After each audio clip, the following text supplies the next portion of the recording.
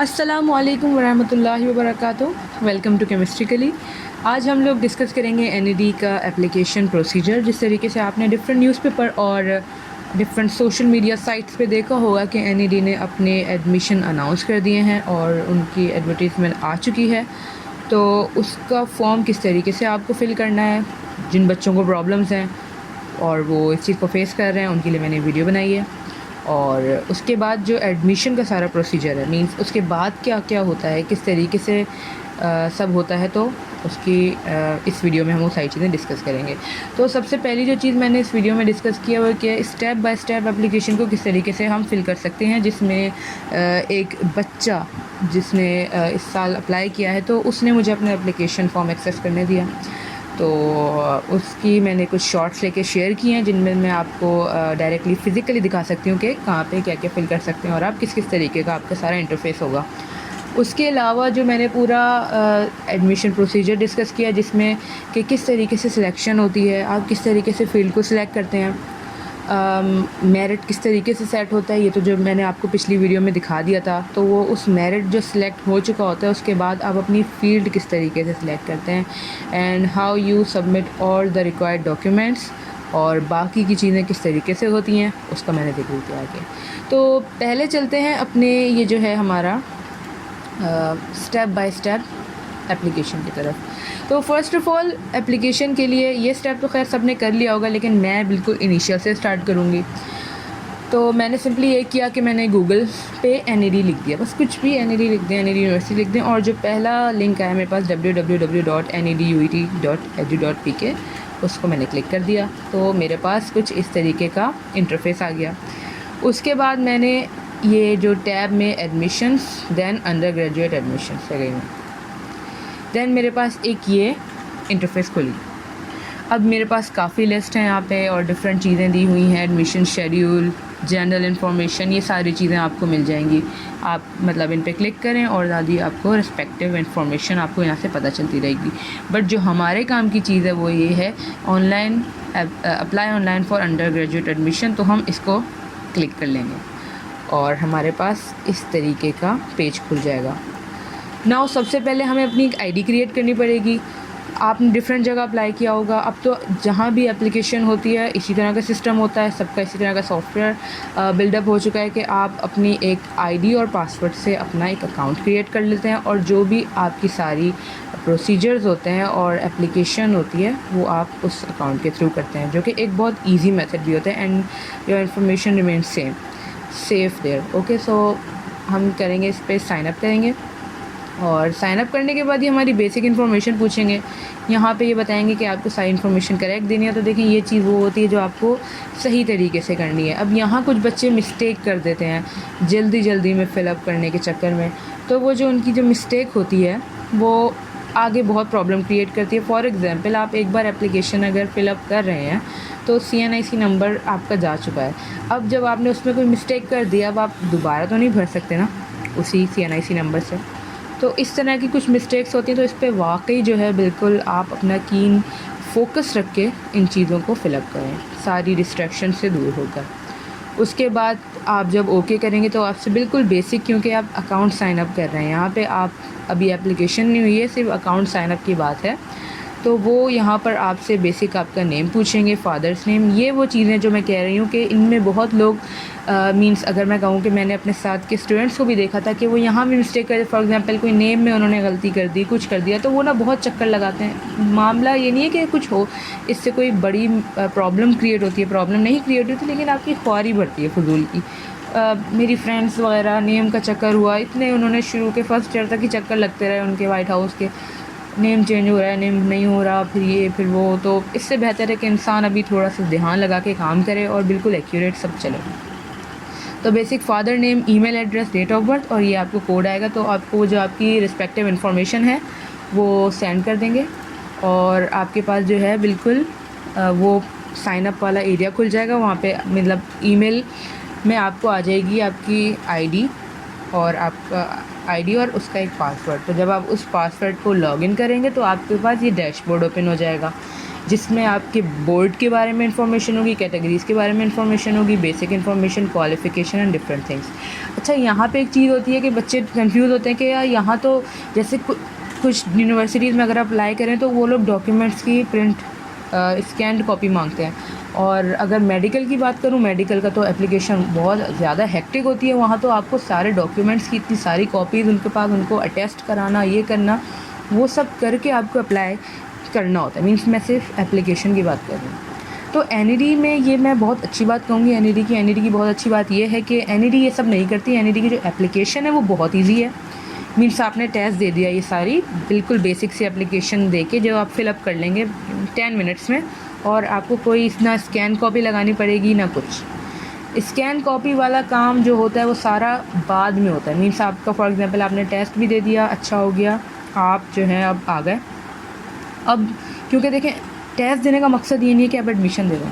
बहुत सारे बच्चे टेस्ट देते हैं, एडमिशन नहीं लेते, या बहुत सारे बच्चे टेस्ट देते हैं, उनका एडमिशन हो नहीं पाता, किसी का क्लियर नहीं होता और किसी के नंबर कम होते हैं। तो बात ये होती है कि अब एनईडी ये चीज़ अच्छी करती है कि आप एक बार टेस्ट दे लें, उसके बाद आप देख लें आपका अगर मेरिट में आ रहा है चीज़ें तो आप अप्लाई करें। तो ये चीज़ यहाँ पे अच्छी है। तो यहाँ पे आपको कोई इस तरह की डॉक्यूमेंट्स वगैरह नहीं मांगेंगे, आपको ओनली सिंपल एप्लीकेशन है आपकी। तो फर्स्ट ऑफ़ ऑल हम ओपन करेंगे, एक एक स्टेप बाय स्टेप कोई से भी खोल लें। तो यहाँ पे जैसे बच्चे ने पहले कैटेगरीज़ का ऑप्शन खोला था, और कैटेगरीज़ आप जो कैटेगरी अगर मैं बात करूँ तो एक बहुत बेहतरीन चीज़ है, आप ज़रूर इस चीज़ को विजिट करें, कैटेगरी को देखें लाजमी, क्योंकि कैटेगरी वो चीज़ है जो आपको एक प्लस पॉइंट भी दे सकती है। आप प्रोस्पेक्टस आपको कहीं से मिल जाएगा, मैं भी शेयर कर दूँगी, अगर आप मुझे ईमेल अपनी कमेंट में लिखेंगे मैं आपको प्रोस्पेक्टस सेंड कर दूँगी। उसमें कैटेगरीज होती हैं डिफरेंट। अच्छा, अब कैटेगरी का मतलब ये नहीं है कि मैंने एक से ज़्यादा कैटेगरी में अप्लाई किया तो मेरा एडमिशन चांस बच जाएगा, नहीं, मेरा मकसद इससे बिल्कुल भी नहीं है। कैटेगरी का मकसद है कि देखें, फॉर एग्जांपल जैसे मैंने अप्लाई किया था तो मैंने कराची बोर्ड रेगुलर की सीट पे अप्लाई किया और एक ही मैंने कैटेगरी डाली थी, दूसरी कैटेगरी की मैं कैपेबल ही नहीं थी। अब क्या पता आपकी जो है कोई, आप स्पोर्ट्समैन हो, आपको कोई डिफरेंट जो होते हैं, डिफरेंट मीन्स सबके कोई फोर्सेस से बिलोंग करता है, कोई प्रोफेशनल इंजीनियर्स के बच्चे हैं, तो इस तरह के जो कुछ होते हैं सबकी अलग अलग कैटेगरीज होती है और उनको बहुत बेनिफिट होता है इस चीज़ का। तो अगर आप सारी कैटेगरीज विज़िट करें, अगर आपको लगता है कि आप किसी और कैटेगरी में आ सकते हैं और उसमें आ रहे हैं तो ज़रूर उसमें फ़िल करें। तो जैसे बच्चे की जिसकी मैं बात कर रही हूँ उसने 3 कैटेगरीज में फ़िल कर दिया, मैं भी शायद इसने रेगुलर के अलावा सेल्फ फाइनेंस में फ़िल कर दिया होगा या कुछ, तो इसकी 3 लिस्ट आ गए हैं। ज़ाहिर है इसको मुझे हाइड करना पड़ेगा क्योंकि मेरा अपना केस नहीं है, तो मैंने यहाँ हाइड कर दिया। तो बिल्कुल उसी तरीके से जब आप वो सिलेक्ट करेंगे अपनी, और तो यहाँ पे आपकी कैटेगरीज आ जाएंगी। उसके बाद अब अपना बोर्ड सिंपल, बहुत सिंपल चीज़ है, इसमें कोई मुश्किल बात नहीं है। आप लोग पढ़े लिखे बच्चे हैं माशाल्लाह से, बहुत आराम से फिलअप कर लेंगे। उसके बाद बेसिक इन्फॉर्मेशन बहुत ही ज़्यादा बेसिक है। मेरा ये बताने का मकसद ये है कि देखें, एप्लीकेशन से घबराएं नहीं, ये बहुत इजी चीज़ है। आपने माशाल्लाह इंटरमीडिएट कर लिया और आप ये बहुत आराम से फिल कर लेंगे, आपको किसी की वो नहीं होगी ज़रूरत। मेरा वीडियो में दिखाने का मकसद है कि देख लें ये कितना सिंपल है, ठीक है। Name, father's name, date of birth, CNIC number, religion, address, ये चीज़ें आपने यहाँ पे एंटर कर दी। उसके बाद ये सारी इन्फॉर्मेशन आपकी, ठीक है। तो ये जो आपकी जो सैलरी वगैरह ये लोग पूछते हैं, ये बहुत मैटर करती है, क्योंकि पाकिस्तान में कहूँ या मैं पूरी दुनिया में कहूँ, ये बहुत अच्छी बात है कि आपको अगर फाइनेंशियल क्राइसिस है ना, आपकी वो रुकावट नहीं बनेंगे आपकी पढ़ाई में। आपको यकीन करें कि आप जब एक बार एडमिशन लेके आ जाते हैं किसी भी यूनिवर्सिटी में, अगर मैं NLD की बात करूँ, बशर्त ये कि आपने रेगुलर पे एडमिशन लिया हो, सेल्फ पे एडमिशन ना लिया हो, तो आपको इतनी अपॉर्चुनिटीज़ मिलती हैं, आपको इतनी ज़्यादा माशाल्लाह से इतने अच्छे लोग हैं, हमारे एलमनाई हैं, हमारी सोशल वर्किंग सोसाइटीज़ हैं जो कि इतना ज़्यादा सपोर्ट करती है कि एक बच्चे को इवन सरप्लस अमाउंट मिल जाती है कि वो एक तो अपनी पढ़ाई को कंटिन्यू कर सके, ऊपर से अपने सारे एक्सपेंसेस, अपने जो है ट्रांसपोर्ट और स्टेशनरी वगैरह का ख़र्चा भी बहुत आराम से पूरा कर सकता है। तो ये चीज़ बहुत इंपॉर्टेंट है। यहाँ पे जो है ये मंथली इनकम पूछने का इनका मकसद ये होता है, क्योंकि आपका एक रिकॉर्ड वहाँ पे सबमिट हो जाता है और आपकी डिफरेंट जो आगे स्कॉलरशिप्स वगैरह आती हैं उसमें आप अप्लाई करते हैं, तो वो उनको इससे रेफरेंस लेते हैं ताकि डिज़र्विंग स्टूडेंट्स को मिल सके। और बेसिक इन्फॉर्मेशन है सारी। ईमेल आईडी ज़रा देख के डालिएगा, अच्छी डालिएगा। देखिए ईमेल आईडी वो चीज़ है, अब आप प्रोफेशनल लाइफ में एंटर हो चुके हैं, आपकी ईमेल आईडी ही हर जगह यूज़ होगी। आप कहीं अप्लाई करें, आप कहीं जाएं, इवन आप यूनिवर्सिटी में कुछ सेमिनार भी अटेंड करेंगे तो आपका जो सब कुछ है वो ईमेल आईडी के थ्रू ही होगा। तो ईमेल आईडी आपकी एक अच्छी होनी चाहिए और एक फंक्शनल आईडी होनी चाहिए। वो ये नहीं हो कि बहुत पुरानी थी और आपने इसमें डाल दी कि चलो कुछ ना कुछ फिल करने के लिए मैं डाल देता हूँ। नहीं, कोई ऐसी आईडी बनाएं अपनी, क्योंकि अब हर चीज़ आपकी आईडी पे होगी। इवन अगर हमारी अभी ऑनलाइन क्लासेस हो रही हैं तो वो टोटली आईडी पे चल रही हैं, ठीक है। तो जैसे जिनकी भी अब ऑनलाइन पे ही लेक्चर आ रहे हैं, ऑनलाइन पे ही सब कुछ हो रहा है, ऑनलाइन पे ही आपकी असाइनमेंट सबमिशन हो रही है, तो सारा काम किसका हो रहा है? आईडी का हो रहा है। तो आईडी बहुत ज़्यादा इंपॉर्टेंट रोल प्ले करती है आपकी अभी की लाइफ में।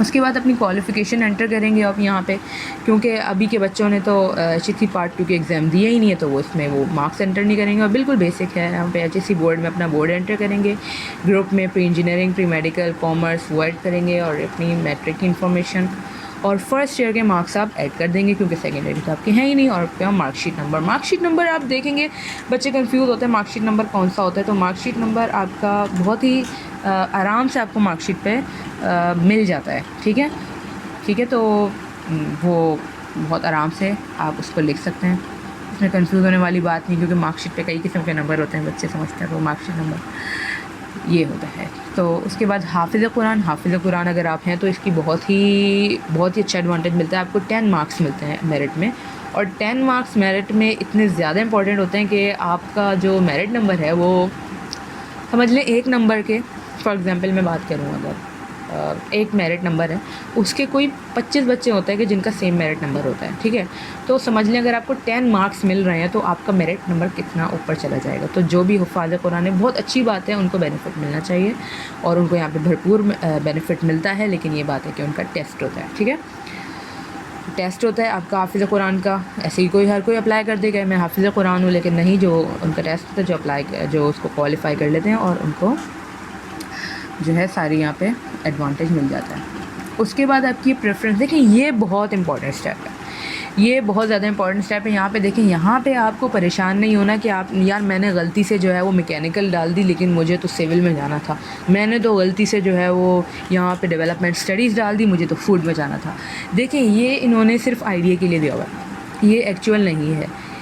जो आपकी फील्ड सिलेक्शन होगी वो आपकी इंटरव्यू में ही होगी और आपके मेरिट के हिसाब से होगी। यहाँ पर जो है वो एक आइडिया लेने के लिए इन्होंने पूछा है कि आपकी क्या मेरिट प्रेफरेंस है। इवन जब मैंने अप्लाई किया था तो तब ये वाली टैब नहीं थी, और हमसे जब नेक्स्ट ईयर वाले थे तो उनमें ये टैब आ गई थी।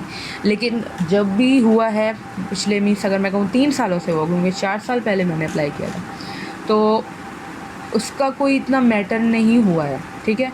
मीन्स इंटरव्यू में ही फील्ड सिलेक्शन हुई है जैसे होती थी, बस इन्होंने एक टैब ऐड कर दिया, शायद पता नहीं सर्वे के लिए किया होगा या क्या।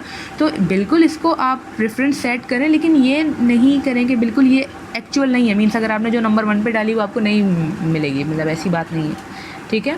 तो इस पर मैं कहूँगी कि आप प्रेफरेंस ज़रूर सेट करें, देखें, लेकिन ये है कि इस पर स्टंट बिलीव ना करें।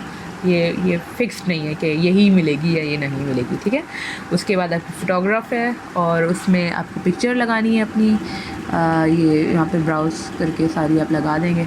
तो पिक्चर लगाने का जो स्मॉल करने का जो मैं कहूँगी सबसे जो जुगाड़ू मेथड है, जो कि मुझे लगता है, जो कि मैंने हमेशा से किया है, वो बहुत सारे बच्चे पता नहीं क्या किसी से कह के अपनी पिक्चर का साइज़ स्मॉल कराते हैं। यार सिंपल ये काम करो, पिक्चर को ना व्हाट्सएप पे किसी को सेंड करो और कहो कि यार ये मुझे रीसेंड कर दो। वो जो रीसेंड करेगा ना वो पिक्चर वो लगा दो, वो खुद ही उसका साइज़ रिड्यूस हो जाता है। हमें पता है कि पिक्सल्स कम हो जाते हैं व्हाट्सएप पे सेंड करने के बाद। तो ये मेरा एक जुगाड़ू मेथड है, अगर किसी को प्रोफेशनल मेथड आ दे तो उससे कर ले, लेकिन ये है कि अगर किसी को इस चीज़ में प्रॉब्लम फेस हो रही है तो वो कर ले। दूसरी चीज़ बैकग्राउंड का ये है कि अगर आपका बैकग्राउंड येलो ब्लैक कुछ है तो पावर पॉइंट पे जाएं सिंपली और ना बैकग्राउंड चेंज कर लें अपना। पावर पॉइंट पे उनकी जो कलर का इंटरफेस होता है उसी में आपको आराम से कलर मिल जाएगा। वो कैसे चेंज होगा, यूट्यूब पे सर्च करें how to change the background in PowerPoint, और पिक्चर का वो चेंज कर लें। और कोई जो है वो दूसरी बनवाने की या ये ज़रूरत नहीं, अगर आपकी अच्छी इमेज बनी हुई है अभी, ठीक है।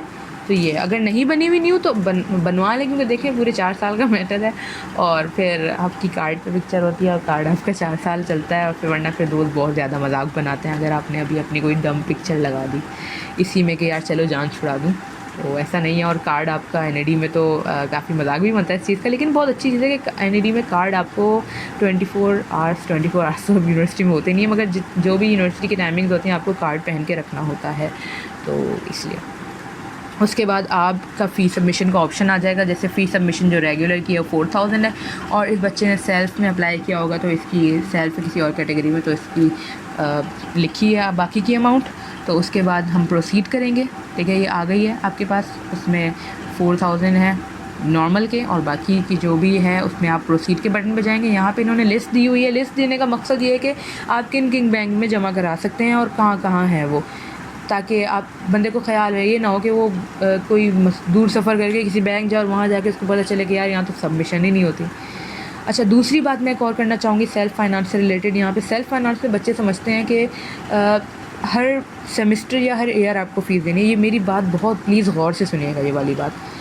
सेल्फ़ फाइनेंस फ़ीस सिर्फ एडमिशन के वक्त होती है, जो भी 7.5 लाख होंगी मैं उसको यहाँ पे जो है 740 जो है, तो वो जो है आपको सिर्फ एडमिशन के टाइम देनी है। ठीक है, पूरी बात गौर से सुनिएगा। आपने जब अप्लाई किया आपने वो 7,40,000 दे दिए। आपका एडमिशन अगर हो गया इन केस और आपको प्रेफरेंस मिलती है क्योंकि सेल्फ़ की सीट्स होती हैं, तो आपने वो फ़ीस दे दी है, और अब आप जो सारा आपका सिस्टम होगा वो नॉर्मल तरीके से होगा। मीन्स आप फिर अपनी एडमिशन फ़ीस देंगे और उसके बाद अपनी जो भी सेमेस्टर की 20 to 25,000 आपकी फ़ीस होती है वो आप पर सेमेस्टर पे करेंगे। बहुत बच्चे समझते हैं कि पर ईयर देनी पड़ेगी। नहीं, पर ईयर नहीं देनी पड़ेगी। दूसरी चीज़, आपने अप्लाई कर दिया सेल्फ़ फाइनेंस में, 7,40,000 दे दिए, आपका एडमिशन नहीं हुआ, मतलब आपने क्वालिफाई नहीं किया अगर, तो आपको आपकी फ़ीस पूरी की पूरी वापस मिल जाएगी। दूसरा केस, आपको जो है फ़ीस जो है, इवन आपने अप्लाई कर दिया, सेल्फ़ में भी अप्लाई कर दिया आपने और उसमें भी कर दिया, रेगुलर में भी, और सीट आपको मिल गई रेगुलर में, मीन्स आपको रेगुलर में ही नाम आ गया आपका, तो आपको सेल्फ़ फाइनेंस की फ़ीस वापस मिल जाएगी। तो इन चीज़ों में इतना घबराए नहीं। ये जो प्रोसीजर होता है, लोग समझते हैं पैसे फंस ना जाएं, देखिए कहीं पैसे नहीं फंसेंगे। ठीक है, तो अगर कोई अप्लाई करना चाहते हैं इस चीज़ में अफोर्ड कर सकते हैं तो ज़रूर कर देंगे, क्योंकि ये चीज़ है कि आप बाद में डिसाइड करेंगे कि आपको लेना है या नहीं लेना। कोई आपको पैसे देने की फ़िक्स नहीं हो गया कि आपने एडमिशन अब लेना ही है या वरना आपके पैसे गए। फिर आप जब प्रोसीड करेंगे तो आपकी ट्रांजैक्शन आ जाएगी, वो कहेंगे टोटल फ़ी इतनी है, रिमेनिंग फ़ी इतनी है। आप गेट स्लिप पे गेट ट्रांजैक्शन स्लिप पे क्लिक करेंगे तो आपकी ये स्लिप आ जाएगी, और इसमें आप प्रिंट आउट करा लेंगे, और ये बैंक में जाएंगे तो वो आपकी एक कॉपी रख के आपको एक कॉपी दे देंगे, जो भी सिस्टम होता है, बैंक कॉपी है और ये वाली कॉपी। तो ये आपका सिस्टम आ जाएगा पूरा, और इसको आप प्रिंट आउट करा के सिंपली कर देंगे। अच्छा, इसको जब आप प्रिंट आउट करा लेंगे ना, अब आपको इसकी ना पिक्चर लगानी है ना कुछ करना है, कुछ भी नहीं करना, उनके पास खुद ही रिकॉर्ड आ जाएगा। ठीक है, जब आप इसको पे करा देंगे तो जो ये आपका ये वाला ऑप्शन है ना, ये एडमिट कार्ड, ये ब्लैक है, तो ये जो है ना आपका खुद ही ब्लू हो जाएगा। ठीक है, ब्लू हो जाएगा, और आप इसको जब क्लिक करेंगे तो जिस तरीके से आपके पीछे वो वाली चीज़ आई थी, क्या कहते हैं वो, पीछे रसीद आई थी एक एडमिशन की, इस तरीके से आपका एडमिट कार्ड प्रिंट हो जाएगा, और आप सिंपली अपने एडमिशन में जाके बैठ जाएंगे। उसके बाद अब आपका हो गया एडमिशन। ठीक है, ये मैंने एप्लीकेशन की बात बता दी आपको। अब हम डिस्कस करेंगे एडमिशन प्रोसीजर के बारे में। देखें, डिफरेंट यूनिवर्सिटीज़ का डिफरेंट प्रोसीजर होता है। अगर आपको किसी यूनिवर्सिटी में अप्लाई कर रहे हैं तो आपको उसका प्रोसीजर बहुत अच्छे तरीके से जहन में होना चाहिए। अगर आपको प्रोसीजर पता होगा तभी आप किसी चीज़ को टाइमली लेके चल सकते हैं, आप अपनी रूटीन सेट कर सकते हैं। फॉर एग्जाम्पल, किसी बच्चे को एक से ज़ायद जगहों अप्लाई करना होता है, किसी बच्चे को जो है यहीं अप्लाई करना होता है या क्या, तो अगर उसके पास एडमिशन प्रोसीजर माइंड में होगा तो वो गड़बड़ नहीं करेगा इन चीज़ों में। और इन चीज़ों में गड़बड़ काफ़ी लोगों को इवन अपने ईयर्स रिपीट करने पड़ जाते हैं कि वो इन चीज़ों को सीरियस नहीं लेते। हमारी क्लास में बहुत सारे बच्चे ऐसे पढ़ते हैं जो कि मीन्स हमसे 1 साल बड़े हैं, और वो पिछले किसी प्रॉब्लम की वजह से एनी हाउ वो नहीं कर पाए या अप्लाई नहीं कर पाए या क्या। ठीक है, तो उसके बाद सबसे पहले एडमिशन प्रोसीजर में आपका एंट्री टेस्ट होता है, और एंट्री टेस्ट जैसा कि कहा मैंने पिछली वीडियो में एक्सप्लेन भी किया है मैंने आपको कि किस तरीके से होगा या क्या होगा।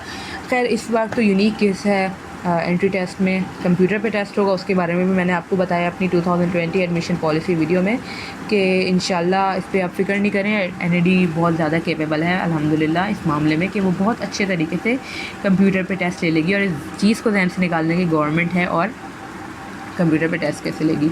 तो अब जी होता ये कि जब आप इसको पास करते हैं एंट्री टेस्ट को, तो उसके बाद आपको ओपन डे होता है। अच्छा, वैसे तो ओपन डे बिल्कुल नेक्स्ट डे होता है, टेस्ट की, बट क्योंकि इस बार शिफ्ट्स में टेस्ट होगा और डिफरेंट चीज़ें होंगी, तो ओपन डे जो है आपका वो मे बी नेक्स्ट डे ना हो या थोड़े से दिन छोड़ के हो। तो अब क्या होता है कि ओपन डे हो गया। ओपन डे में आप क्या क्या चीज़ें कर सकते हैं। ओपन डे में आप ये कर सकते हैं कि आप डिपार्टमेंट्स को विज़िट करते हैं, ठीक है। आप डिफरेंट डिपार्टमेंट्स को विज़िट करते हैं, उसमें आप देखते हैं कि हर डिपार्टमेंट में काइंड ऑफ सेमिनार लगा हुआ होता है और वहाँ के जो भी टीचर्स और उनके चेयरमैन होते हैं वो डिपार्टमेंट की फ़ील्ड को एक्सप्लेन करते हैं। और मैं ये कहूँगी कि ये तो बेस्ट मौका होता है और एनईडी की बहुत अच्छी बात है ये कि वो इस तरह की चीज़ें अरेंज करती है, ताकि देखिए मैंने कहा ना कि बच्चे फ़ील्ड के बारे में रिसर्च नहीं करते, बच्चे फ़ील्ड के बारे में जानते नहीं, वो सिर्फ ये सुनते हैं कि यार मैंने मैकेनिकल का नाम सुना है। इवन बच्चों को तो ज़्यादा से ज़्यादा 3 ही इंजीनियरिंग फील्ड का नाम पता होता है, मैकेनिकल, सॉफ्टवेयर, इलेक्ट्रिकल और ज़्यादा से ज़्यादा किसी को पता हो तो सिविल। उनको पता ही नहीं होता कि दूसरी इंजीनियरिंग फील्ड्स एग्जिस्ट भी करती हैं। तो वो क्या करते हैं कि वो नहीं रिसर्च करते, वो सिर्फ नाम पे जाते हैं। वो कहेंगे भाई मैकेनिकल बस ख़त्म, ज़िंदगी ख़त्म। उसके बाद तो ये आपके लिए बहुत अच्छा मौका है कि आप डिफरेंट डिपार्टमेंट्स जाएँ, उनको विज़िट करें, वो अपना पूरा एक्सप्लेन करेंगे ये कैसी फ़ील्ड है, कैसी है, इसमें क्या पढ़ाया जाता है, कौन कौन टीचर्स हैं, कैसा करिकुलम है और सब, और क्या इसकी जो है वो मींस एक्सपोजर क्या है इस फील्ड का, कहाँ आपकी वर्क इन्वायरमेंट होती है, किस तरीके की होती है और आप कहाँ अपना टैलेंट को यूटिलाइज़ कर सकते हैं। उसके बाद आपको डिफरेंट इन्फॉर्मेशन मिलेगी डिपार्टमेंट से हट के कि क्या एक्टिविटीज़ होती हैं, क्या क्या फैसिलिटीज़ हैं, क्या क्या स्पोर्ट्स फैसिलिटीज़ हैं, क्या क्या डिफरेंट चीज़ें हैं, कैंटीन वगैरह की किस तरीके की है। आप पूरा कैंपस टूर करेंगे, एनईडी है कैसी। अगर आप ओपन डे में आएँ तो मैं आपसे ज़रूर रिक्वेस्ट करूँगी कि जो है उस एरिया में ज़रूर आएँ जो न्यू बना है बिल्कुल हमारा मस्जिद से आगे वाला, और हमारी एनईडी की मस्जिद में भी ज़रूर जाएगा। बहुत ही खूबसूरत मस्जिद है, आपको बहुत ही ज़्यादा प्यारी लगेगी और बहुत ही ज़्यादा मींस आप देख के उसको शौक़ रह जाएंगे कि एक जो कॉन्सेप्ट बना होता है इंटर के स्टूडेंट्स का कि गवर्नमेंट में क्या होगा, क्योंकि गवर्नमेंट कॉलेजेस के होते ज़्यादातर की बात कर रही हूँ मैं, हर किसी की बात नहीं कर रही, तो उनका ज़रा परसेप्शन भी चेंज होगा कि नहीं यार हर चीज़ गवर्नमेंट की ऐसी नहीं होती। उसके अलावा आपकी जितनी क्यूरीज़ हैं वो आपकी वहाँ के क्लियर हो जाएंगी। इवन वहाँ पे बच्चे भी होंगे, सब होंगे।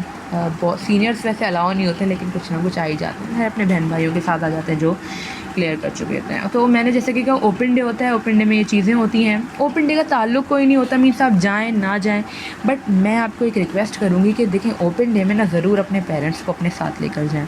देखें ओपन डे में कोई समझिए एक ना खुला दिन होता है कि जिस दिन सब आ रहे हैं। मैं भी जब गई अपने फ्रेंड्स वगैरह के साथ गई और खूब हल्ला गुल्ला किया, सब किया, क्योंकि मुझे तो इतना जानना नहीं था, मेरा भाई पहले से एनईडी में पढ़ता था तो मुझे इतनी इन्फॉर्मेशन लेनी नहीं थी।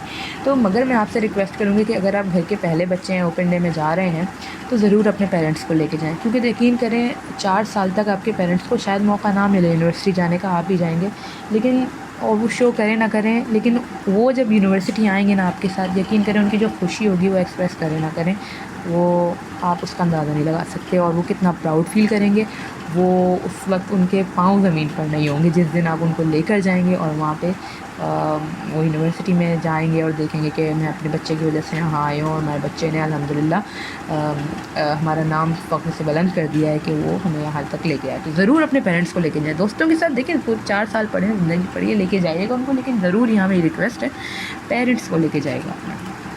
उसके बाद जो है आपका ओपन डे होता है। ओपन डे के बाद आपकी मेरिट लिस्ट आती है, ठीक है। मेरिट लिस्ट में क्या होता है, आपका मेरिट लिस्ट में सारा जो भी है आपका, मैंने जैसे कि कहा एवरेज जो भी स्कोर बनेगा आपका 50% फर्स्ट ईयर और 50% आपकी टेस्ट स्कोर से आपकी मेरिट लिस्ट बन जाएगी पूरी, जैसे मैंने उसमें पिछली वीडियो में एक्सप्लेन किया था 1 2 3 4 और किस तरीके से मेरिट सेट होगा। जिसको मेरिट लिस्ट का नहीं समझ आ रहा वो वाली वीडियो देख ले।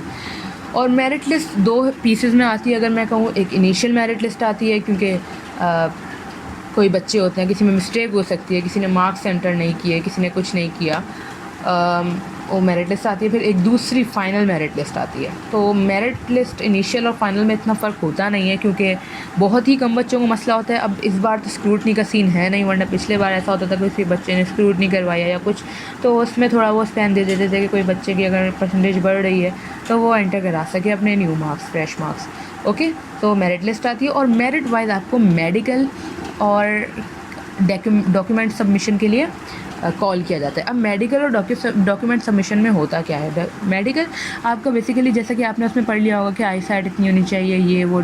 अब इसमें आपको वो कह देंगे कि और जो कॉल किया जाएगा मेडिकल और डॉक्यूमेंट सबमिशन में, वो आपको मेरिट वाइज कॉल किया जाएगा। और मीनवाइल आपको जो है एप्लीकेशन फॉर्म में वो दे भी देंगे कि मार्कशीट अब स्कैन कर दें और ये चीज़ें कर दें, ठीक है। ये अब आपका जो है ना मीन्स ओपन डे और मेरिट लिस्ट के बाद बड़ा लंबा टाइम चलता है, उसमें आ जाता है। लेकिन जो मेन चीज़ होती है वो होती है medical and document submission. Merit wise आपको बुलाया जाता है बैच को, मीन्स 200 बच्चे एक दिन बुला लिए, 200 बच्चे एक दिन।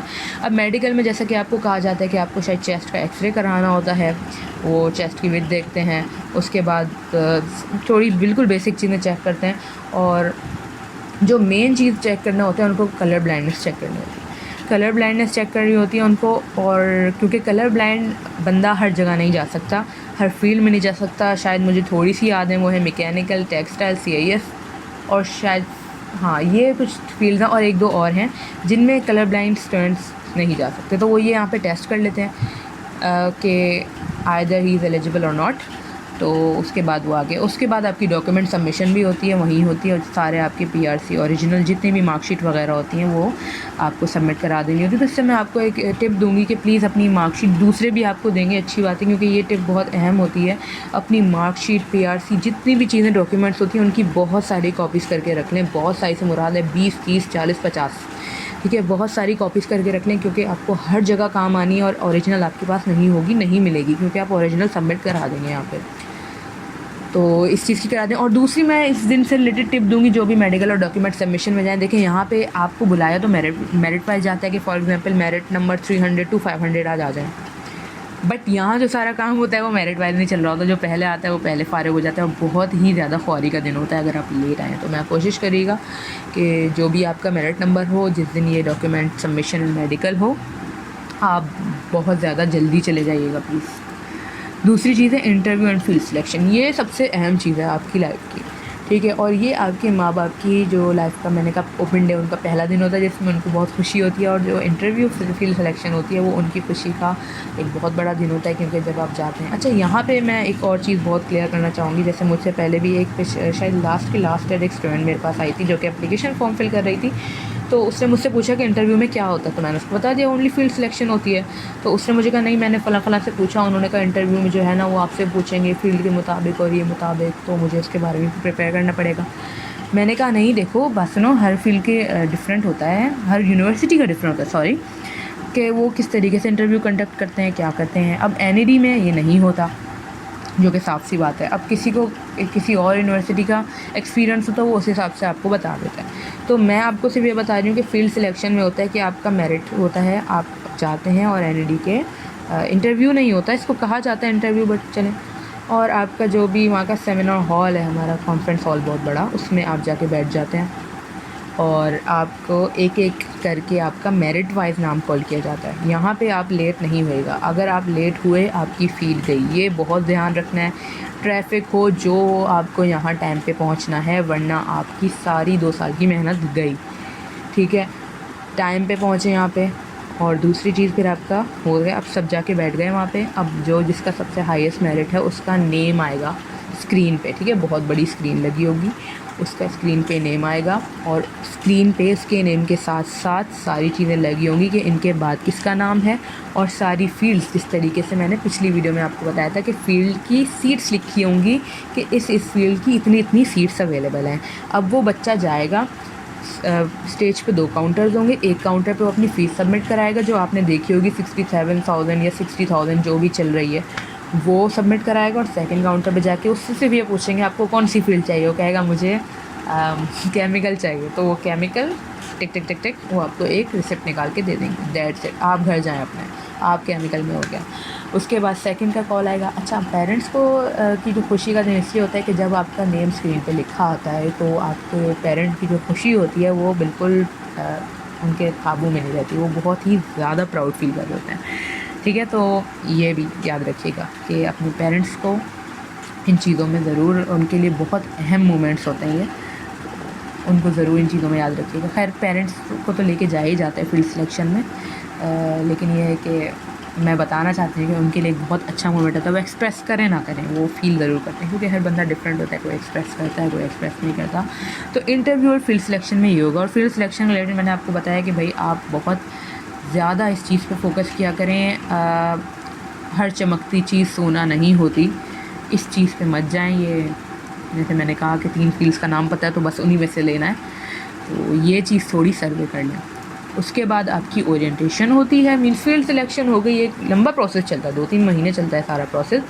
उसके बाद आपने फील्ड सेलेक्ट कर ली, तो ओरिएंटेशन बेसिकली अगर मैं आपको कहूँ तो मीन्स जो आपका यूनिवर्सिटी का फ़र्स्ट डे होता है, फर्स्ट सेमेस्टर का फ़र्स्ट डे, पढ़ाई जब से स्टार्ट हो रही होती है उससे पहले एक दिन आपको बुलाया जाता है, और आपको हर फील्ड वाइज बुलाया जाता है। फॉर एग्जाम्पल 5 फील्ड्स को सुबह बुला लिया, क्योंकि ज़्यादा बच्चे होते हैं, सब एक साथ एकोमोडेट नहीं कर सकते हॉल में, तो फिर आपको बुलाया जाता है और आपको एनईडी के बारे में एक बोरिंग सी वीडियो दिखाई जाती है। वो आप देखते हैं, उस वक्त आप बहुत ज़्यादा बोर इसलिए होते हैं क्योंकि आपका कोई दोस्त आपके बराबर में नहीं होता जिससे आप बातें कर लें, आप बिल्कुल नहीं होते हैं। अगर आपका दोस्त है तो बहुत अच्छी बात है। तो फिर आप वहाँ से निकलते हैं और एक पोल्ट्री फार्म सी सिचुएशन बन जाती है, क्योंकि सारे बच्चे निकल जाते हैं बाहर एक साथ। फिर आते हैं आपकी फ़ील्ड के कोई रिप्रेजेंटेटिव, वो अपना बोर्ड लेके आते हैं कि भाई केमिकल वाले इधर आ जाएं, पॉलीमर वाले इधर आ जाएं, मेटलर्जी वाले इधर आ जाएं, इलेक्ट्रिकल वाले इधर आ जाएं। तो आप उनको फॉलो करते करते सारे बच्चे वो काफ़िला बना के अपने रिस्पेक्टिव डिपार्टमेंट चले जाते हैं, और डिपार्टमेंट में आपके टीचर्स, लैब सारी आपको विज़िट कराते हैं, क्लासरूम विज़िट कराते हैं, आपको सारी टीचर का इंट्रोडक्शन देते हैं, आपको ये पढ़ाएंगे, ये सारा इंट्रोडक्शन देते हैं, और आपकी जितनी क्यूरीज होती हैं दूर करेंगे, आपको रोल नंबर बता देंगे आपके, और अगर वो टाइम टेबल जो भी हो सकता है, और आपको एक जो सबसे इम्पॉर्टेंट चीज़, आपको एक बिस्किट भी देंगे वो, और एक स्लाइस का जूस भी देंगे। शायद दिया था, नहीं दिया था, हाँ दिया था। टेस्ट में भी मिलता है और अभी भी मिलता है, ठीक है। तो ये आपका टोटल प्रोसीजर होता है। उसके बाद आपकी पढ़ाई स्टार्ट हो जाती है, और बाकी का प्रोसीजर आपको वहीं पता चल जाएगा, ठीक है। तो ये रहा आपका एडमिशन प्रोसीजर, इसको ज़रूर गौर से, और जो बच्चे आपको लगता है जिनको नहीं पता इस चीज़ के बारे में, उनको ज़रूर सेंड कीजिएगा। और इन सब चीज़ों के दौरान आप मीनवाइल दूसरी जगहों पे भी अप्लाई कर सकते हैं। और ये जो डॉक्यूमेंट सबमिशन वाली बात है, ये ज़रा देख के कीजिएगा कि अगर आपको कहीं अप्लाई करना है नहीं करना, तो ये ज़रा देख के करें इंसान के। अगर आपको कच्चा पक्का भी है कि यार चलो कहीं और अप्लाई का ज़्यादा है, मेरा एनईडी में कम है, तो ये डॉक्यूमेंट आप ना सबमिट करें तो बेहतर है। मीन्स क्योंकि फिर निकलवाना इम्पॉसिबल नहीं है, मैं ये नहीं कह रही हूँ नहीं निकलता, लेकिन फजूल में क्यों एक काम को हेक्टिक बनाना। आपको जब इरादा ही नहीं है एनईडी में एडमिशन का, तो बेहतर है कि उतनी डीपनेस में ना जाया जाए, ठीक है। तो सिंपल सा ये प्रोसेस होता है, बहुत सिंपल होता है, और बहुत ही हेल्दी तरीके से। ये सारा काम आपको हेक्टिक इसलिए लग रहा हो, मैंने एक साथ बताया, एक साथ नहीं 2-3 महीने की कहानी होती है। और अभी तो आप आराम से, क्योंकि हमारे तो अभी मिड्स चल रहे हैं, इवन मिड्स हमारे स्टार्ट होने वाले हैं ये ईद के बिल्कुल फ़ौरन बाद, तो उसके बाद हमारे फाइनल होंगे, तो समझे तब तक तो आपका प्रोसीजर चलता ही रहेगा, क्योंकि फिर हमारा एंड होगा और फिर आपका स्टार्ट हो जाएगा, तो अभी बहुत टाइम।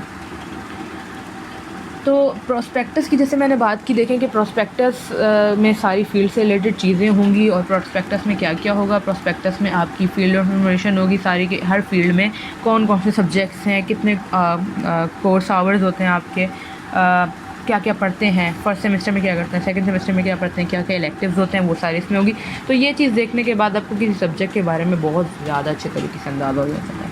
उसके बाद सीट कैटेगरी इन्फॉर्मेशन होती है। मैंने जैसे कि कहा कि आपको बेनिफिट हो सकता है कि अगर आप किसी और सीट कैटेगरी से बिलोंग करते हो। Scope and ranking of NED university उसमें होती है, कि क्या उसके बारे में सारी चीज़ें लिखी होती हैं, टीचर्स की सारी क्वालिफ़िकेशन, और आप मतलब ये देख सकते हैं कि वाकई एनईडी के जो टीचर्स हैं वो हाईली क्वालिफाइड हैं या नहीं है, या फिर ऐसे ही नाम है एनईडी का। उसके बाद एनईडी में क्या डिफरेंट एक्टिविटीज़ होती हैं, क्या सेमिनार्स होते हैं, और मीन्स फॉर एग्जांपल जैसे यूनिवर्सिटीज़ का होता है कि they send many students abroad for the semester और फॉर द टाइम बिंग, तो उसके बारे में भी कि एनईडी में से रिलेटेड क्या क्या होती हैं opportunities and things what you want know, कि डिफरेंट चीज़ें अलग क्या है एनईडी में, क्यों आप एनईडी आएँ दूसरी चीज़ को छोड़ के। तो ये प्रोस्पेक्टस, क्योंकि मैं कहूँ एनईडी से एनएसए एनईडी यूनिवर्सिटी एक सोसाइटी है जो कि सबसे बड़ी एनईडी की मीडिया सोसाइटी है। अच्छा, इससे सोसाइटी से रिलेटेड मैं भी आपको बताऊंगी कभी कि देखें ये इन चीज़ों को ज़रूर आप पार्टिसिपेट करें। फॉर बहुत सारे बच्चे समझते हैं कि एनएसए पता नहीं है, एनएसए एनईडी का चल रहा है और लोग कह रहे हैं नंबर भेजें, तो मैं एक बात कहूँगी कि प्लीज़ अगर वो नंबर वो कह रहे हैं ना कि वो व्हाट्सएप अलर्ट ऑन कर दें, तो आप ऑन कर दें अलर्ट, आपका नंबर मिसयूज़ नहीं होगा। ये जो सोसाइटीज़ होती हैं बहुत ही, मतलब आप इनको ऐसे ही ना समझें, बहुत अच्छे बच्चे इनको रन कर रहे होते हैं और बहुत हेल्दी एक्टिविटीज़ होती हैं। और जब मैं भी आपको सजेस्ट करूँगी कि जब आप यूनिवर्सिटी लाइफ में आएँ तो ज़रूर इन सोसाइटीज़ में जॉइन करें अपने आप को, क्योंकि देखें आगे आप जहाँ भी जाएंगे ना आपकी लीडरशिप क्वालिटीज़ काउंट करेंगी, और वो जो लीडरशिप क्वालिटीज़ हैं, आपको करिकुलर एक्टिविटीज़ हैं और डिफरेंट जो स्किल्स हैं आप यहीं से सीख सकेंगे।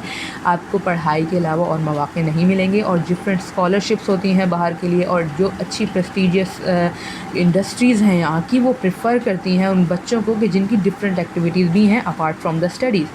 यही चीज़ होती है जहाँ पे कराची बोर्ड के स्टूडेंट्स लैक करते हैं और रह जाते हैं। जैसे आपने देखा होगा कि किसी डिफरेंट बोर्ड्स के ज़ाहिर उनको एडवांटेज मिलता है, डिफरेंट बोर्ड के जो हैं वो अच्छे बच्चे इतने मीडियोकर होते हैं, इतने अच्छे नहीं होते, लेकिन वो बहुत चीज़ें अवेल करते हैं। Even they get free scholarships as well abroad की बैचलर्स के लिए ही। तो उनके रीज़न ये होता है कि उनकी डिफरेंट एक्टिविटीज़ होती हैं, वो चीज़ कराची बोर्ड स्टूडेंट्स लैक करते हैं। तो कराची बोर्ड के स्टूडेंट्स के लिए ख़ास मैं कहूँगी कि वो उस चीज़ का यहाँ ख्याल रखें कि वो उस अपने गैप को यहाँ फ़िल करें। बहुत ज़्यादा आपको बच्चे डिमोटिवेट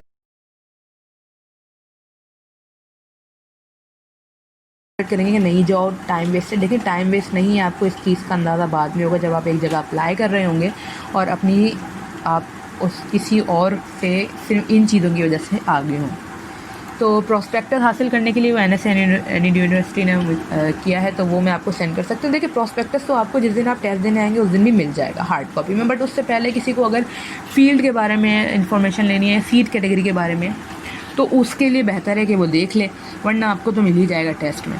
तो मैं आपको सेंड कर दूँगी। मैं आपको उसमें ये है कि आप अपनी ईमेल एड्रेस ड्रॉप कर दें। देखिए ईमेल का ये है कि मैं नंबर पे भी कर सकती हूँ कि आपसे कहूँ नंबर व्हाट्सएप का दे दें, लेकिन ये है कि गर्ल्स उसमें बहुत ज़्यादा हिचकिचाएंगी और कहेंगी कि वो मांगना भी होगा तो वो कहेंगी, जबकि हम लोग तो खुद जो एक ये चैनल चला रही हैं वो खुद 2 गर्ल्स हैं, लेकिन फिर भी किसी का जो एहतियात है वो बहुत अच्छी चीज़ है। तो बेहतर यही है कि हम जो है वो ईमेल के थ्रू ही कांटेक्ट करें इस चीज़ के लिए। तो आप अगर मुझे ईमेल एड्रेस कमेंट में लिख देंगे, मैं आपको सॉफ्ट कॉपी सेंड कर दूँगी। और सिंपल सी ये बस चीज़ है। मिल तो आपको मैंने कहा जैसे एंट्री टेस्ट में मिल जाएगा, लेकिन फिर भी मैं आपको सेंड कर दूँगी अगर किसी को पहले चाहिए मज़ीद इन्फॉर्मेशन के लिए। तो ईमेल एड्रेस हमारा जैसे कि है ये chemistrycally@gmail.com। इस पर आप अगर आप ख़ुद से कमेंट में नहीं लिखना चाहते अपना ईमेल और कहना चाहते हैं तो हम यहाँ पे लिख दें कि सेंड मी द प्रॉस्पेक्टस या कुछ भी, हम आपको सेंड कर देंगे। उसके बाद नेक्स्ट वीडियो में मैं इंशाल्लाह fee structure of NED university के बारे में बताऊंगी आपको कि किस तरीके का फ़ी होती है, क्या होता है। ज़्यादा नहीं होती, बहुत कम होती है। फील्ड सिलेक्शन से रिलेटेड कि आपको फ़ील्ड सिलेक्ट करने के लिए अगर आप ख़ुद से किसी फ़ील्ड को परसू करना चाहते हैं तो आप क्या क्या स्टेप्स को फॉलो करें, और what mistakes should be avoided during the entry test. ये बहुत ही ज़्यादा इंपॉर्टेंट टॉपिक है, इस पर ज़रूर मैं वीडियो बनाऊंगी, क्योंकि कुछ मिस्टेक्स ऐसी हैं जो हमने की, कुछ मिस्टेक्स ऐसी हैं जो दूसरों को करते देखी, तो वो आगे पास ऑन ना हो तो बेहतर है उनको जल्द से जल्द बता दिया जाए। तो thank you so much for watching and good luck.